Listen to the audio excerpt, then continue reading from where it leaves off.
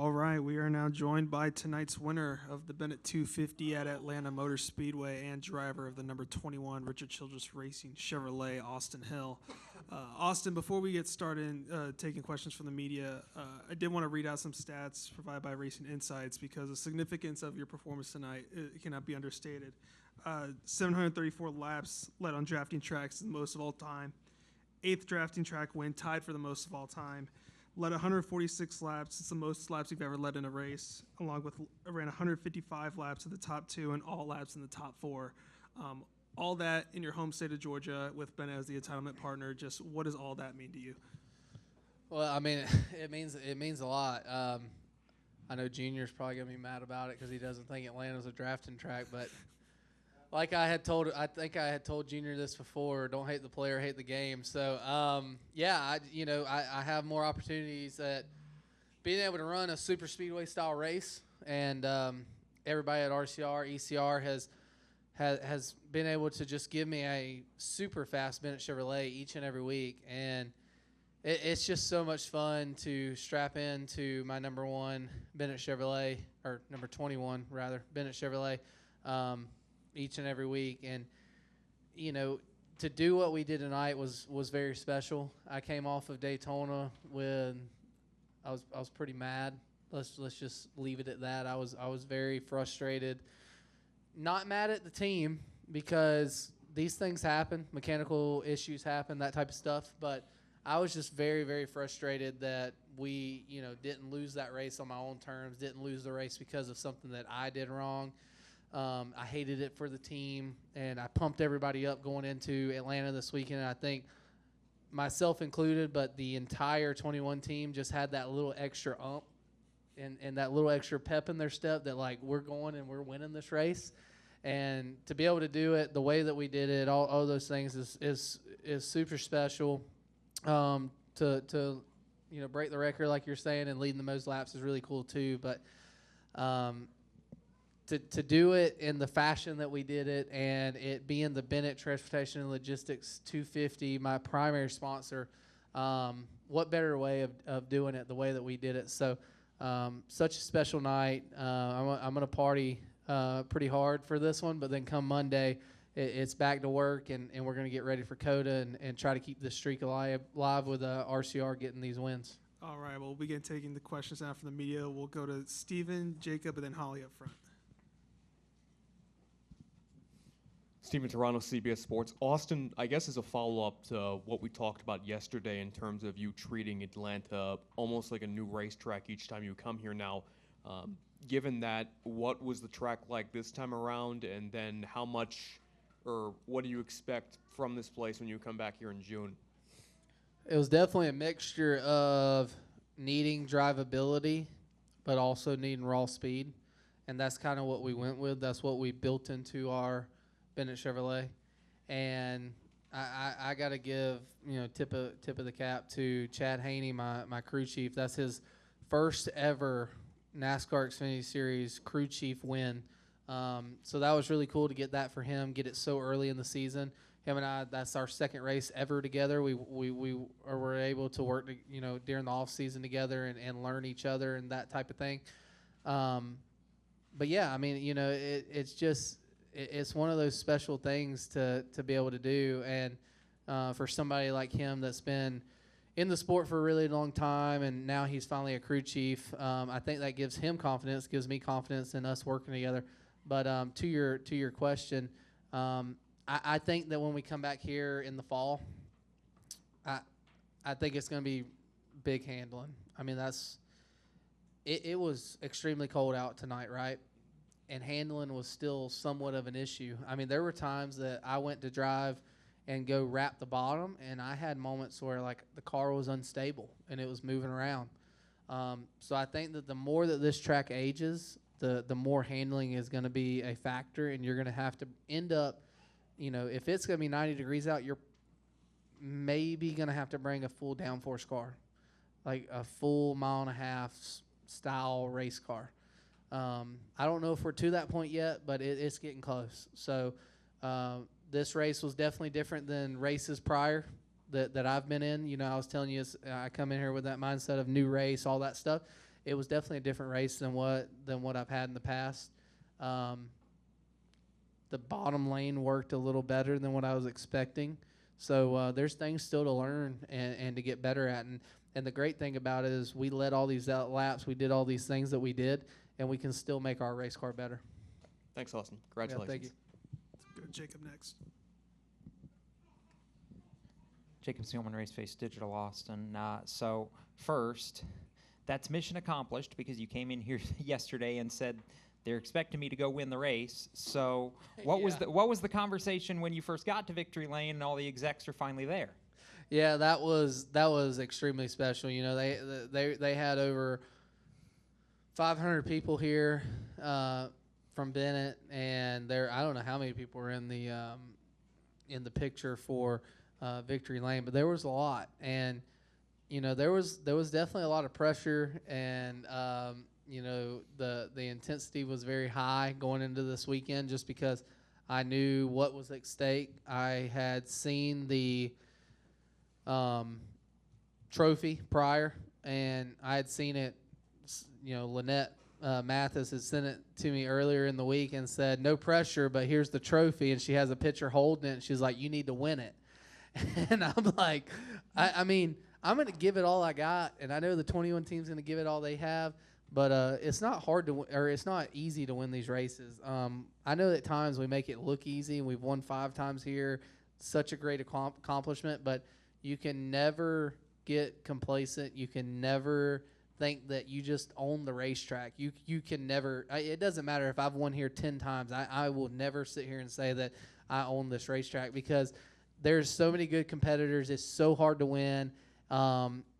Yes, we dominated the race tonight, but then doing it in the fashion that we did with the 3 laps to go, you don't know what's going to happen. And we was able to get the big push from the 4 and all those things. So it's just extremely special to sit up here, talk to all of you, and to be in Victory Lane with it being the Bennett 250. They you know, last year they had the 50-year anniversary deal, and I was able to win that race, and then now they have this. So it seems to me like they need to be sponsoring some more races and stuff because they're a really good luck charm for me right now. So I do have a genuine follow-up, but just playing off what you said then. So you're not going to petition Brandon Hutchinson for the deed to this racetrack yet? No, I'm not going to do that. You know, obviously we've done very well at the reconfiguration, and we've won a lot of races, but it's not easy. I can't stress that enough. I know that at times we might make it look easy with our 21 team, and our car just looks, our Bennett Chevrolet looks just so fast that nobody can hang with us, but it really isn't that easy. I mean, you are constantly working in there, and there's so many other great drivers in the Xfinity Series, so every win is very special, and you never know when your last win, you know, could be. You don't know if this is going to be my last win, so I always celebrate it the same way that I celebrated my very first win, and I'm going to keep doing that for a long time, hopefully. Did you have a chip on your shoulder leaving Daytona with how that ended? For sure, 100%. Yeah, leaving Daytona, I was mad and angry and upset, and I was just mad in general that all the work that we did in the offseason leading up in the Daytona, and I didn't blame our team at all. I did not blame the 21 team one bit. I knew that mechanical failures can happen. I mean, this is racing. You know, there's so many moving parts inside these race cars that things like this could happen. And I think everybody else had a chip on their shoulder just as much as I did, and we came here and we proved it tonight. We're going to go to Holly, then Lee. Thank you. Congratulations, Austin. Holly Kane with the NASCAR Wire Service. Could you talk a little bit about those last 3 laps, to have been as dominant as you were all race, and then to have to really get after it to pull the final thing off? Yeah, I really need to go back and watch it. I haven't, you know, obviously I haven't seen it, but it felt insane inside the race car. I knew it was going to be really hard when the 2 junior cars chose bottom, and then I had the 19 car behind me, because the 7 and the 8 were working really good together all night. They could push really well. They could break my bubble pretty well. The bubble that we talk about in the back of these race cars, they could break the bubble pretty well and get within 2 feet of me at times. And I know the 19 had somebody that's, been in the Cup Series. He's obviously, he knows what he's doing. But I don't know if his car was just a little off or what it was, but he didn't push me very well like the 7 did on the on that final restart. And I thought we were in trouble. I was side drafting as much as I could on the 7's door, and then I was on the 8's door trying to pull the 8 off the 7. And then going down the backstretch, it was very strange to me that the 7 didn't go up and block the run that I had down the backstretch. My full intent was that he was going to come up going down the backstretch once he was clear, and then I was going to have to make a decision on, do I get a big run, and if I get clear of the inside lane, hang a left and try to drive back around him, or do I wait and try to build a run coming back to the line and try to make the move down into turn 1. And when he left that outside lane open, I was like, man, this is a gift. And I drove by him, got clear of him, and then we drove off in the next corner. I was jacked up. The guy behind me was pushing me. I don't remember who it was, a 7 or 19, but pushing me really, really hard. I was sideways. And then the 19 had a really big run going into 3 coming to the white. And I saw him turn down and get underneath me, but I didn't want to give up my right rear. I didn't want him to get to my outside because I knew that's where the place you needed to be. And sure enough, as soon as he turned left, I had help from behind with Parker Retzloff in the 4 car, and he was able to push me all the way down the front stretch, clear me, and then when we got into turn 1, it was just I got clear, and I'm watching my mirrors. They wreck out back, and once they wrecked, all the energy just kind of dispersed in the draft that we did have, and was able to just bring it on home. No, I mean I always have the utmost confidence in myself and in my team, but when it comes down to these like 3-lap shootouts or green white checkered, anything can happen. You have to have the right pushers. You got to do all the right things right to win these races, and tonight we were able to do that. Go ahead, Lee. Lee Spencer, Sirius XM NASCAR Radio and CatchFence.com. So you win number 99 for RCR. Is there a bounty for number 100? Because, I mean, that's a huge milestone for any company to get their 100th Xfinity win. Well, I definitely hope that myself and the 21 team are able to do that, and I hope we're able to do that, this season. We're starting the season off on the right foot. I strongly believe that we were going to have a very, very highly good chance at winning Daytona. Was not able to get the job done with the mechanical issue, and then we were able to have some redemption going into this weekend. And I really, truly think that we're probably going to be strong all year this year. Time will tell. Who knows? I don't like to speak too soon and, step on my own foot, but I do think that we're going to have a really strong season. I think that everybody at RCR, ECR has been working extremely hard in this offseason. Chad Haney, my crew chief, and I, we've worked extremely hard together. And hopefully going into Dakota, I've been so close at winning one of these road courses. I hope going into Dakota that we can be the one on top and we can be sitting here talking to all of you and have that 100th win. It would be extremely special. We're going to go back up here to Chris, then to Cameron, and then over here to the right. Chris Knight, CatchFence.com. Congrats, Austin. To follow up on Coda, do you feel like you have unfinished business knowing what happened there last year and how close you were to getting that road course win? I mean, I don't know if I have unfinished business. I think that we're very strong at all the races we go to, especially the road courses. We always are a threat. We're always inside the top 5, top 3 at times, and we have been so close so many times.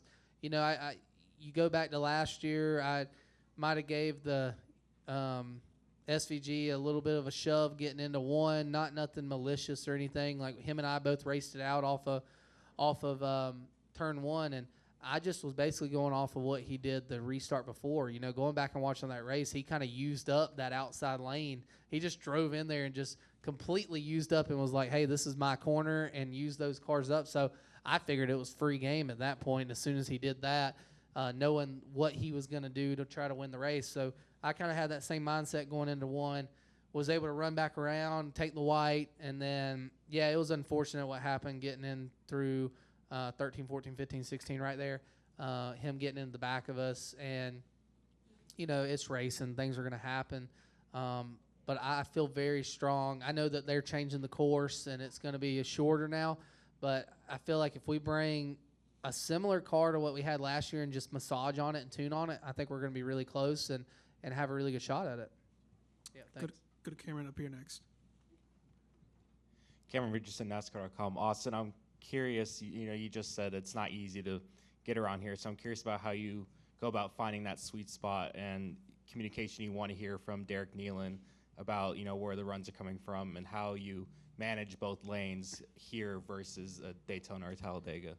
Well, him and I have been working, ever since 22 when I first started RCR. Him and I have been working together, and we just hit it off. It was just one of those things. Derek and I hit it off from the first race, was able to win Daytona right at the season opener, and have been able to just kind of build on that throughout the seasons and throughout the years. And Atlanta does race a lot different than a Daytona or Talladega. Him and I talk about that some, but him and I both have a very good understanding in each other. And it's funny because there's, a lot of times that he comes over the radio, he keys up, and he's about to say something. And before he even gets it fully out of his mouth, I already know exactly what he's saying. And having a guy like Derek Nealon on top of the spotter stand and him and I being so in sync with each other is half the battle of being able to win at a place like this or a place like Daytona or Talladega. And so him and I just work really great together. We understand each other. He knows what I'm willing to do. I know what he's willing to do. I know what he's going to say on the radio, when he's going to say it, how he's going to say it, all those things. And him and I just work really, really good together. I hope that him and I can work together for a very, very long time and throughout, a long part of my career. All right, we'll close with two questions in the back. Alfred Romero, Southern Race Week Radio. You were talking about how valuable a win is, and you never know if this is going to be your last win. But when you have an opportunity to win and your family's here, how special is that to be able to enjoy that win, that victory, and have your family here to enjoy it with you? Yeah, all the 5 wins that I've had here at Atlanta, they're extremely special. Obviously, you see in the back room right here, we have the whole 21 camp right here behind me. All of my friends, family, you name it. Just everyone's come out and support me, and that makes me dig even deeper than I already do. Every week I dig as deep as I possibly can dig each and every week, and knowing that it's a place like Atlanta, knowing what we can do at Atlanta, and to have all of them here in the back room supporting me, it goes a long way because family comes first to me. It really does, and I love racing and all that, and to be able to win races and celebrate it like we're going to do tonight is really special. Wrap up here. Hey, Austin. Doug Turnbull from PRN of the 5 to Go podcast. This is not nearly as good as Alfred's question, but I just wanted to know, there was a surprising moment, I think, in stage 2, or maybe it was stage 1, where your teammate Jesse Love just popped around you, went back into the lead, and it was one of the only when things were single file, that was like the only pass for the lead under single file for most of the day. Were you surprised to see it, and is that why it happened? Do you think he was trying something, or what was going on there? I wasn't surprised to see it. I was playing with a lot of different things. I don't want to speak too much on it because I don't want to give away all my secrets. But there was things that I was playing with when I was leading at how the 2 car was gaining runs on me and where he was gaining runs. And it was just one of those instances where down the front stretch, I kind of got gapped out a little farther than I really wanted to.